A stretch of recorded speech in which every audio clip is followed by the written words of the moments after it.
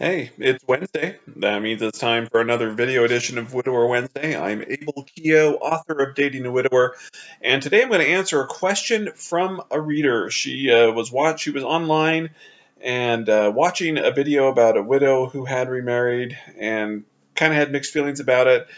And she wanted to know, and let me get the exact quote here so I can do it right. Her question was, how do widows and widowers reconcile the past so they can love again?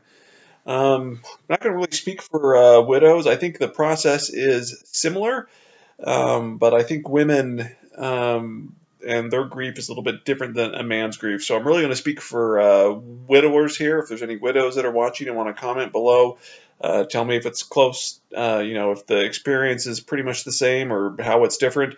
I'd love to hear from it, so you can just leave a comment below because I guess I'm kind of curious myself. But I'll talk. I think there's kind of three or four things a widower needs to kind of put the past behind him, so to speak, and love again. And the first one of that is they need the desire to want the same kind of relationship or to want to marry again. I think you can't do anything, you can't accomplish anything in life without the desire to do it. Whether it's, you want a new job, I don't know, you want to write the great American novel. There's thousands and thousands and millions of things that somebody could want to do. And it's not going to happen unless you have the desire to do so. So if you read Room for Two, which you all should read, I get into that process, kind of my mindset when I was recently widowed. But there was a time, probably around the time I started dating again. So this is 3 or 4 months after my late wife died, where I just had this desire to get married again, and it was something, it wasn't just filling the hole. I really enjoyed being married. I enjoyed sharing my life with someone, and I wanted to find someone where I could share it again. So I just had this desire where I wanted to. Being happy isn't the right word, because just because you get married doesn't mean that you're happy. I guess probably the best way to describe it is I had this desire to share my life with someone, and I felt that life being a widower was not for me. I didn't enjoy it. In fact, I hated being called a widower. To me, that was like the worst thing in the world. I was a widower. I remember like filling out applications and stuff and ask your marital status. I'm like, I'm 26 and I'm checking the box that I'm a widower. It's like, how wrong is that? So I think it's just the first thing you need is the desire to want a new relationship. Let's just put it that way, and to kind of move on. So that's kind of the first step, and I don't think it's just for me. I think the the widowers that I've known that have remarried and are happily remarried, they've all expressed that same kind of feeling or that same kind of desire to share their life with someone again.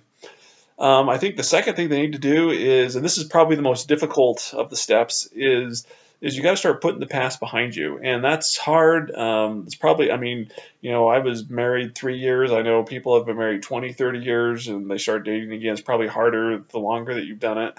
Um, and I think that's probably the most difficult thing, is to put the past behind you. And it doesn't mean, people say, well, what does that mean? And that doesn't necessarily mean you forget about your life or your old life, or, you forget that you were married or you don't love your late spouse anymore. That's not what it means.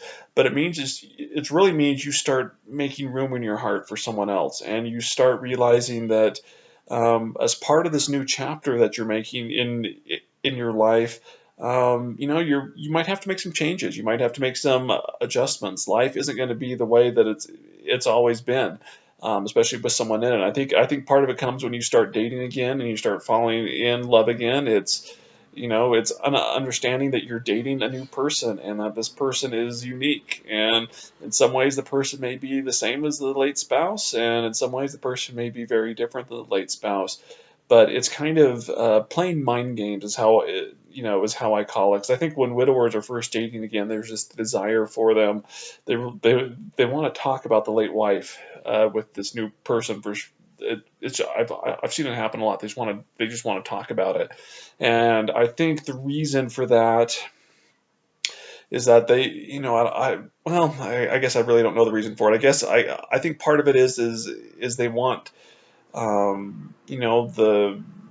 think they just want the a new woman to know how much that they love their past and their late wife. And um, again, nothing necessarily wrong with that, but you got to kind of understand how it makes the other person feel. So it's just this mind game that you've got to play. That, hey, I had this great life for however many years, 3 years, 10 years, 20 years, 30 years, had this great life with this person, but I'm starting a new life now, and you've got to kind of put a mental separation between the two. And that there's a time when you're going to go back and you're going to kind of remember the late, well, your past life, and there's a time where you may discuss it and things may come up, but it's not your current life. And I guess maybe a good way to put it, I think, if at least in the United States, I think pretty much everybody's been to high school and graduated from high school.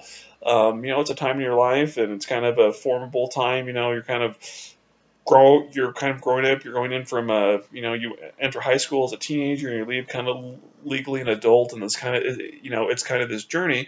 But most people, they're able to leave high school, and you know they kind of leave that part of their life behind them after they graduate. No one wants to be the guy or the girl that shows up whatever the year after high school and they're still hanging around.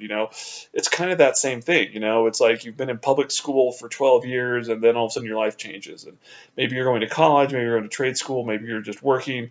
There's 1,000 things that you could be doing, but it's kind of making that adjust. It's kind of a similar process in the adjustment. You say, wow, I'm done with public school, and now I've got to go out and do something else. And it's kind of the same process, as that you've been doing the same thing, the same person for years and years, and you've got to kind of switch your mindset and say, hey, I'm not in this life anymore. I'm making a new life for myself. And so you just got to kind of slide the past behind you. And it's not an easy process. I don't want to say you just put down this mental curtain and it's done. It's not. I know for me, it was something I just kind of struggled with. I wasn't quite sure what to do or how to do it.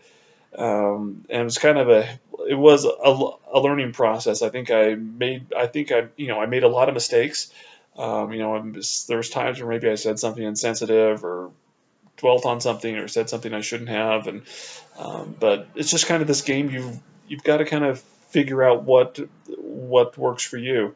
But I think as long as you're willing to move forward and try to do your best, I think most people will end up succeeding in that and putting the past behind them, so to speak, where they can look forward. And this is the big thing I found, is if you can make that mental separation and start doing that, then it's really easy to embrace this new woman in your life with all your heart, with all your mind, and with all your strength. And that is the key in my mind, to this, is that after you have the desire and after you've kind of put up those, you're starting to separate your past life from this new life, you've got to really embrace this new person, this new, for widowers, embrace the new woman in your life. And I think sometimes people want their cake and eat it too. They want to, have someone that they love, and they want to have a big picture of the late wife and have everything of the past. And that's not healthy. It's not healthy for a relationship. Guys may be okay with, doing that, but women in their core are not cool with it. You've got to embrace the new woman, and I think the more you embrace her, the more you make her the center of your universe. As I tell, that's something that Julie and I said, or that Julie brought on early. We were talking, and she's like, "Look, this is only going to work out if I'm the center of your universe. I understand that you've had a life and you've had these great experiences, but if I'm not the center of your universe and I don't feel like I'm the center of your universe, this isn't going anywhere." And for me, that meant, okay, I'm going to do what it takes.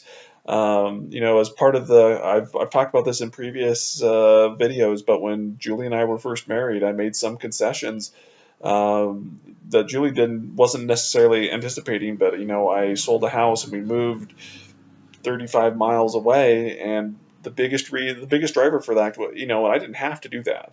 But the biggest driver for that is that I kind of wanted us to kind of be in our own.